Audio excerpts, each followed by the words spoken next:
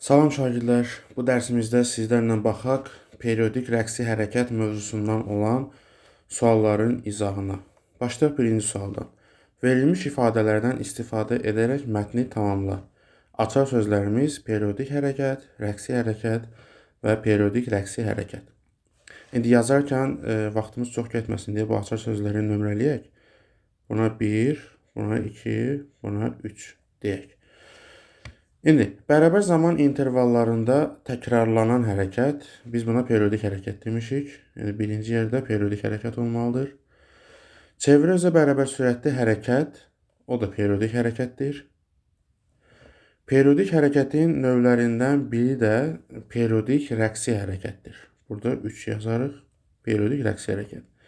Periodik hərəkət həmişə rəqsi hərəkət olmaya bilər. Burada 2 yazırıq. Tarazlıq vəziyyətindən keçməklə baş verən periodik hərəkət, buna periodik rəqsi hərəkət deyəcəyik. 3. Birinci sualda açar sözlər bu ardıcıllıqla yazılmalıdır. İkinci sual. Şəkildə təsvir edilmiş hərəkətlərdən hansı periodik rəqsi hərəkətdir? Periodik rəqsi hərəkət nəyə deyilir? Tarazlıq vəziyyətindən keçməklə baş verən periodik hərəkət. Birinci şəkildə cismin hərəkəti periodik hərəkətdir, ancaq rəqsi hərəkət deyil. İkinci şəkildə isə bu periodik rəqsi hərəkətdir. Yəni, periodik rəqsi hərəkətdə cisim bir period ərzində trayektoriyanın hər bir nöqtəsindən 2 dəfə keçir. Yəni, kənar nöqtələr istisna olmaqla cisim, məsələn, O nöqtəsindən 2 dəfə keçir. Bir dəfə sağa, bir dəfə sol istiqamətdə 2 dəfə keçir. Amma periodik hərəkətdə isə cisim trayektoriyanın hər bir nöqtəsindən yalnız bir dəfə keçir. Məsələn, birinci şəkildə baxaq. Deyək ki, cismin hərəkəti başlayır. Məsələn, D nöqtəsindən. İndi, göstərilən istiqamətdə hərəkət etdikcə cisim A nöqtəsindən gəlir A-ya, sonra B, C və D nöqtəsinə çatanda artıq bir period tamamlandı. Və göründüyü kimi, hər bir nöqtədən bir dəfə keçdi. Bu periodik hərəkətdir. Amma ikinci şəkildə periodik rəqsi hərəkət. Cisim hərəkəti B nöqtəsindən başladı. B-dən gəldi O nöqtəsinə, keçdi A nöqtəsinə, yenidən qayıtdı O nöqtəsinə, gəldi B nöqtəsinə. Çatanda artıq bir period, bir rəqs tamamlandı. Bu hərəkətə deyəcəyik periodik rəqsi hərəkət. Cisim O nöqtəsindən 2 dəfə keçdi. Yəni, ikinci sualımızda cavab ikinci şəkil olmalıydı. Üçüncü suala baxırıq. Sxemi tamamlayın. Burada rəqqasların növlərindən danışılıb. İp və ondan asılmış yük. Bu ipli rəqqasdır. Burada ipli rəqqas olmalıdır. İpli rəqqas. Digərində yaylı rəqqasdır. Yaylı rəqqasın da tərifi elastik yay və ona bağlanmış yük. Və ona bağlı yük. Və bu qaydadır. Və hər ikisi üçün də rəqs periodu T bərabərdir. T bölək N ifadəsi ilə təyin olunur. Dördüncü sual. 45 saniyə ərzində 180 rəqs edən yaylı rəqqasın rəqs tezliyini bizdən istəyir. Rəqs tezliyinin düsturu nü bərabərdir M bölünsün T. Yəni, rəqslərin sayı bölək zaman. Bu ifadə ilə təyin olunur. İndi, rəqslərin sayı 180 bölək zaman 45 saniyə verilib. 180-də 45-ə nisbəti cavabımız olacaq 4 Hz. 5 nömrəli sual. İpli rəqqas 30 saniyə ərzində 15 rəqs edir. Onun rəqs periodunu tapın. Rəqqasın rəqs periodu T bərabərdir. T bölək N ifadəsinə görə zamanımız 30 saniyə ərzində 30 bölək rəqslərin sayı 15. 30-un da 15-ə nisbəti cavabımız edəcək 2 saniyə. 6-cı sual. Periodik hərəkətlə periodik rəqsi hərəkətin oxşar cəhəti nədir? Hər ikisi təkrarlanan hərəkətdir.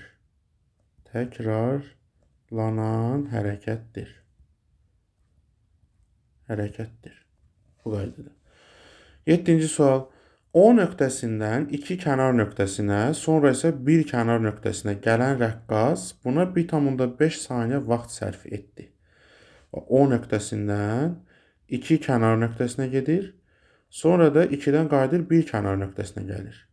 Yəni, bu müddətdə göründüyü kimi rəqqas, cisim 3 amplitud məsafə qət elədi və bu məsafəyə 1,5 saniyə vaxt sərf edir. Onda belə çıxır ki, bir amplitud məsafəni bir amplitud məsafəni, yəni bu rəqsin 1/4 hissəsini 0,5 saniyə qət edir. 1/4 hissəsini 0,5 saniyə qət edir. Yəni yazaq T məsələn O nöqtəsindən 2 kənar nöqtəsinə hərəkət et. Bu müddət 0,5 saniyəyə bərabər oldu. Yəni rəqsin 1/4 oldu da bu. Onda rəqsin periodu nəyə bərabər olacaq? Bir tam rəqsdə 4 dənə belə hissə var. Onda 4-ü vuracaq 0,5-ə, aldırıq 2 saniyə. Rəqsin periodu oldu 2 saniyə. Bu bir dənə cavabımız. Bizdən istəyir rəqs periodunu tapdıq 2 saniyə. Sonra rəqsin tezliyini istədi. Nü bərabərdir. Period və tezlik qarşılıqlı tərs qiymətlər olduğunu bilirik.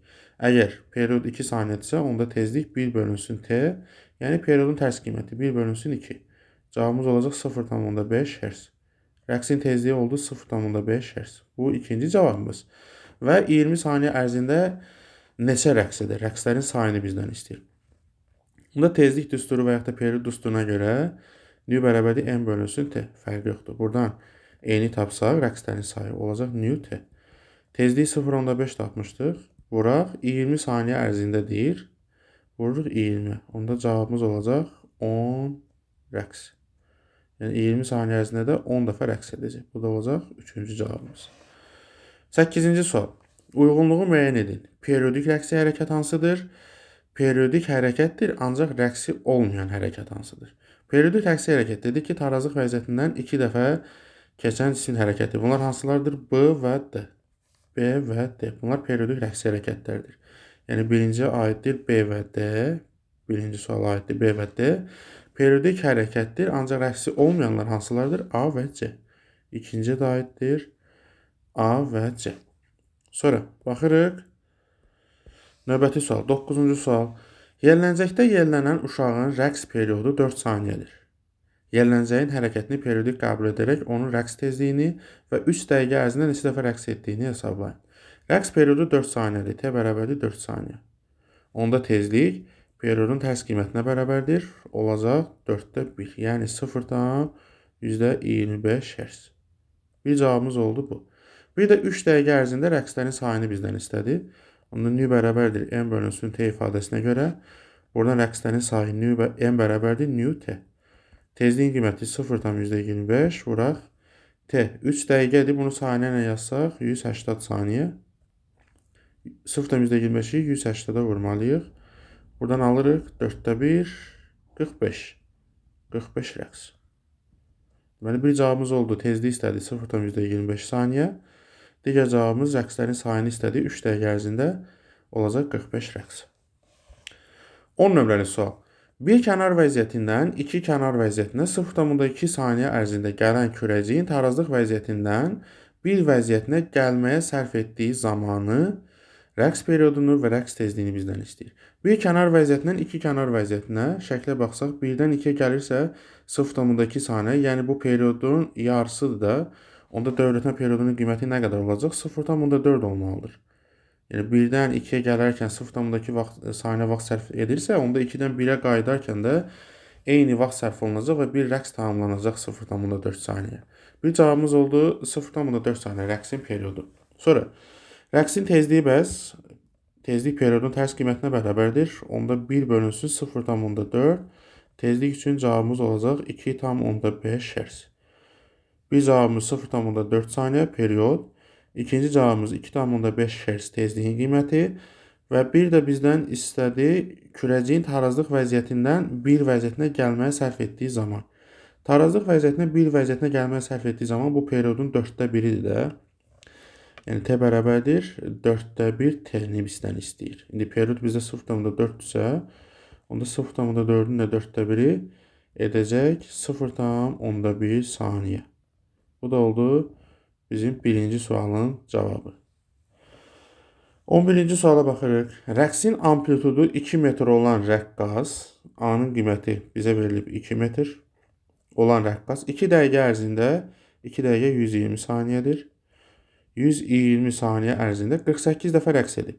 N bərabərdir 48. Bizdən istədiyi rəqs periodu və 120 saniyə ərzində getdiyi yolu hesablayın. İlk öncə rəqs periodunu tapaq. T bərabərdir T/N düsturuna görə zamanın qiyməti 120, rəqslərin sayı 48. Buradan 24'e ixtisar aparsaq 5 bölünsün 2. Cavabımız olacaq 2,5 saniyə. Bu oldu rəqs periodunun qiyməti. Sonra bir də 120 saniyə ərzində getdiyi yolu hesablayın. 120 saniyə ərzində getdiyi yol. S bərabərdir 4AN düsturuna görə S bərabərdir 4AN. 120 saniyə ərzində rəqslərin sayı məlumdur da, bizə 48 dəfə rəqs edib. Onda 4 vuraq, A-nın qiyməti 2 metr, vuraq, rəqslərin sayı 48. Buradan alırıq, 4 dəfə 2, 8, 8-i 8-ə vuranda 64, 6 yadda, 8-ə 4, 32, 38. 120 saniyə ərzində rəqqasın getdiyi yol olacaq 384 metr. 12-ci sual. Periodik rəqsi hərəkət edən rəqqasın bir period ərzində getdiyi yol 6 metrdir. Yəni rəqslərin sayı bir period ərzində M bərabərdir 1. Getdiyi yol 6 metrdir. S bərabərdir 6 metr. Onun rəqs amplitudunu bizdən istədi. A bərabərdir sual. Rəqqasın getdiyi yol S bərabərdir 4AN. Düsturundan biz A-nı tapsaq, A bərabərdir S bölək 4N. Rəqqasın getdiyi yol 6 metr, 4 vuraq, N də bir period ərzində bir dəfə rəqs elədi. Onda cavabımız olacaq 1,5 metr. Rəqsin amplitudu olacaq 1,5 metr. 13-cü sual. Rəqqasın müəyyən müddətdə etdiyi rəqslərin sayının rəqs amplituduna hasili 30-a bərabərdir. Rəqslərin sayının N-in rəqs amplituduna hasili 30-a bərabərdir. Onun bu müddətdə qət etdiyi yolu hesablayın. S bərabərdir sual. Rəqqasın N dəfə rəqs etdiyi müddətdə getdiyi yolu bilirik. S bərabərdir 4AN ifadəsindən təyin olunur. İndi A-nın N-ə hasili bizə 30 verilib də. Onda rəqqasın getdiyi yol 4 vuraq 30 bərabərdir 120 metr. Baxırıq onun 4-cü suala. Rəqqasın müəyyən müddətdə qət etdiyi yolun amplituda nisbəti 32-yə bərabərdir. Yolun, yəni S-in amplituda nisbəti 32-yə bərabərdir. Bu müddətdə rəqqasın etdiyi rəqslərin sayı, yəni bizdən N istədi. İndi biz S-in yerinə burada rəqqasın getdiyi yol ifadəsi necə idi bizdə? S bərabərdir 4AN. S-in yerinə yazırıq 4AN bölək məxrəcdə A. Bu nisbət bizə 32 olaraq verilib. Buradan A-lar ixtisar olunsa 4N bərabərdir 32. Buradan N-i tapırıq 8. Cavabımız olmalıydı 8. 15-ci sual. Euler-Venn diaqramında uyğun bəndləri seçməliyik. Rəqs amplitudu və rəqslərin sayı üçün. Rəqqasın yükünün getdiyi yolu tapmaq üçün istifadə olunur. Rəqqasın yükünün getdiyi yol S bərabərdir 4AN ifadəsi ilə təyin olunur. Bu yolu tapmaq üçün bizə həm amplitud lazımdır, həm rəqslərin sayı lazımdır. Yəni 1 hər ikisinə aiddir. Rəqs tezliyinin sərf olunan zamana hasilinə bərabərdir. Rəqs tezliyinin zamana hasilinə bu rəqslərin sayına bərabərdir. 2 rəqslərin sayına aiddir. Rəqqasın tarazlıq vəziyyətdən uzaqlaşdığı ən böyük məsafə bu rəqs amplitudunun tərifidir. Vahidi yoxdur. Rəqslərin sayının vahidi yoxdur. Və BC-də vahidi metrdir. Bu da rəqs amplituduna aiddir.